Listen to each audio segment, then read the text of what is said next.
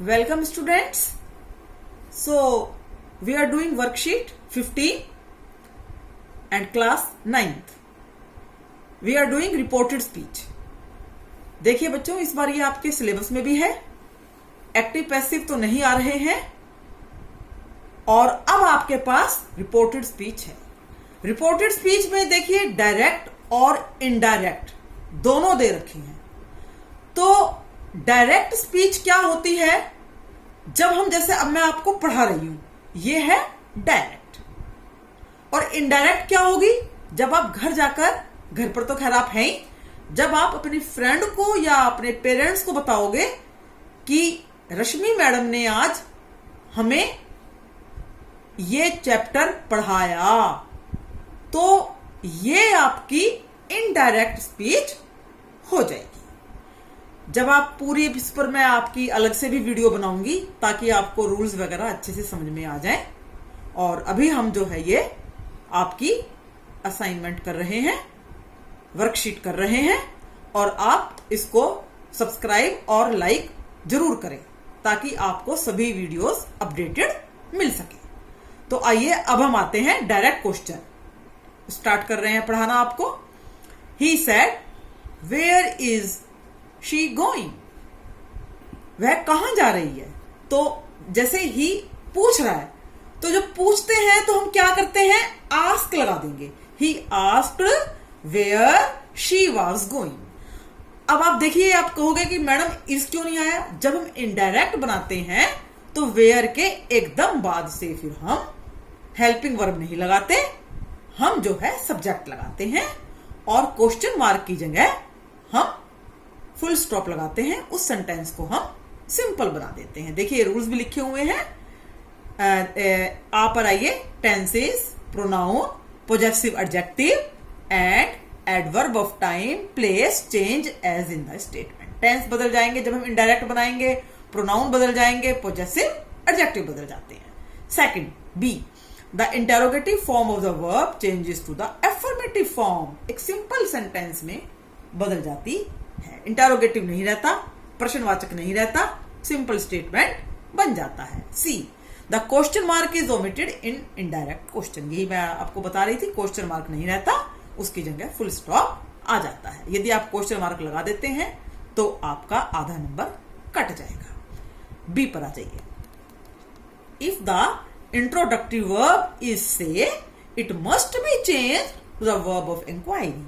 Ask, wonder, want to know etc. जाहिर सी बात है, जब आप क्वेश्चन बना रहे हैं तो आप से नहीं कहेंगे, आप कहेंगे he asked. Now see the next thing. He said, where is the station? Station कहाँ है? तो he asked where the station was. तो where के बाद हमने क्या लगा लिया? सब्जेक्ट लगा दिया और सब्जेक्ट के बाद हेल्पिंग वर्ब आ जाएगा. तो ये इनडायरेक्ट हो जाएगा. मैंने आपको समझाया भी है ताकि आपको करने में दिक्कत ना आए. सी पर आ जाइए. Ask can be followed by the person addressed indirect object. He said, comma inverted comma, what have you got in your bag?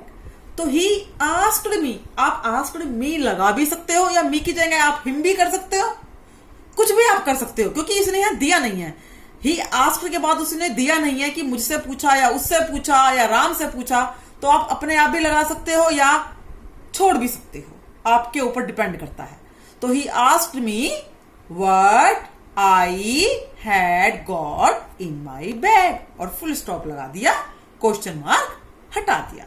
But wonder and want to know can not take an indirect object. So if we wish to report a question where the person addressed is mentioned, we must use ask. Ask हम जरूर लगाएंगे. He said, Mary, when is the next train? तो Mary से पूछा है तो he asked Mary when the next train was. Full stop. D पर आ जाइए. If the direct question begins with a question, when, where, WH family is there, who, how, why, the question word is repeated in indirect question. Just as he said, why didn't you put on the brake? So he asked her bracket में है, मर्जी है आपकी, लगाओ या ना लगाओ. He asked her why she hadn't put on the brake. The next, she said, what do you want? Now, when the simple will be there at that time, she asked them or she asked what they wanted. और यदि आप they नहीं लगा रहे, she asked what she wanted. Anything you can use, it will not be wrong. Now come to E. If there is no question word, if or whether must be used. So that is the second type of the question. If WH question is not there, helping verb is there. So we put instead of the helping verb, if or whether. Is anyone there? He asked. So he asked. Is की जगह हमने if लगा दिया या whether, मैं if लगा रही हूं सब जगह. He asked if anyone was there. Simple sentence आपका बन गया है, फुल स्टॉप. और यदि क्वेश्चन मार्क लगा दोगे तो गलत हो जाएगा. तो ये आप समझ के कीजिएगा. I hope you all must have understood this thing. And now we are coming to the exercise I am doing with you, but you will do by your own. And after doing, you will match with the sentences that I will write. So let us start, students. Madhu asked me, comma, inverted comma, is it cold outside? Now see, it is the question form. So Madhu asked me is helping verb है, तो इसकी जगह क्या लगा देंगे? If. Madhu asked me if it was cold outside and full stop. Inverted comma भी नहीं आएंगे. सेंटेंस आपका सिंपल बन चुका है. इन्वर्टेड कॉमास का मतलब ही डायरेक्ट स्पीच है. Next question. Mother said, comma inverted comma start, is Rohan playing in the field? So Mohan asked if Rohan was playing in the field. So we have see in the direct speech is it is in present tense, but when we come to indirect, is will turn into was, past tense. I can give you the example also. यदि आप घर पर कहते हैं mother is saying कि क्या रोहन बाहर खेल रहा है, तो आप कहेंगे मम्मी ने कहा था कि क्या रोहन बाहर खेल रहा था. सो इस तरह से आप समझकर करेंगे. Now come to see. Varun asked his father, comma inverted comma start, where are we traveling this weekend? So Varun asked his father where they. Why I have put they? Because listen, we is first person. First person will change according to subject, and subject is Varun. Varun is third person. So the third person will change according to third person here. So where they were traveling this weekend. Full stop. Now the next. Sonia said, comma inverted comma, what is the topic for the worksheet in English? So Sonia asked what the topic was for the worksheet in English. देखिए यहां आप फिर से एक बार ध्यान दीजिएगा, मैंने what के बाद is नहीं लगाया है, what the topic was किया है, क्योंकि आप हेल्पिंग वर्ब सब्जेक्ट के बाद लगाएंगे, what के बाद नहीं लगाएंगे. यदि what के साथ आपने लगा दिया तो ये आपका इनडायरेक्ट नहीं होगा, ये आपका डायरेक्ट स्पीच हो जाएगी.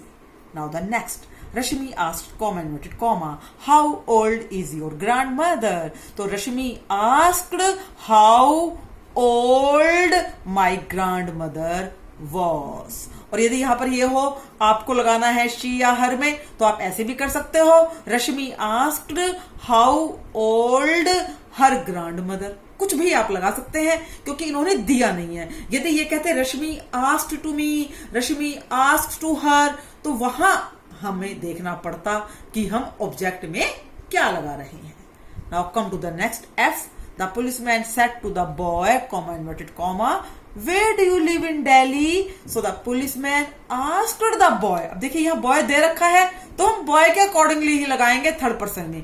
The policeman asked the boy where he lived in Delhi. Full stop. देखिए बच्चों, आपको ये लग रहा होगा मैडम ने डू की जगह डिड क्यों नहीं लगाया। देखिए ये जो हम डिड लगाते हैं वो क्वेश्चन में लगाते हैं और यहाँ हमने सिंपल बना दिया है। और जब सिंपल बनाएंगे बेटा तो हमेशा सेकंड फॉर्म आती है पास्ट टेंस में। आपको पता ही है डिड हम नहीं लगाते। इसकी नॉलेज के लिए आप मेरी टेंस वाली वीडियो पास्ट टेंस की जरूर देखिएगा, पास्ट इंडेफिनिट, ताकि आपको क्लियर हो जाए। Now come to the next G. The teacher asked, comma inverted comma, have you got a computer at home to attend classes? कौन सा टेंस है have? Present perfect. तो प्रेजेंट परफेक्ट किस में चेंज होगा? पास्ट परफेक्ट में। The teacher asked if he had got a computer at home to attend classes। और यदि मैं I से बनाऊं the teacher asked me तो ऐसे बन जाएगा the teacher asked if I had got a computer at home to attend classes। आप कैसे भी इसको बना सकते हैं। तो आई होप बच्चों आपको समझ में आ गया होगा। ऐसे नहीं कि एकदम से आंसर देखकर नकल मार कर लिख देना, ऐसे बिल्कुल मत कीजिएगा। आप प्लीज इसको 2-3 बार देखना, समझना, आपको जरूर समझ में आ जाएगा। So okay students, bye, all the best. अगली वीडियो में हम मिलेंगे आपसे। बाय।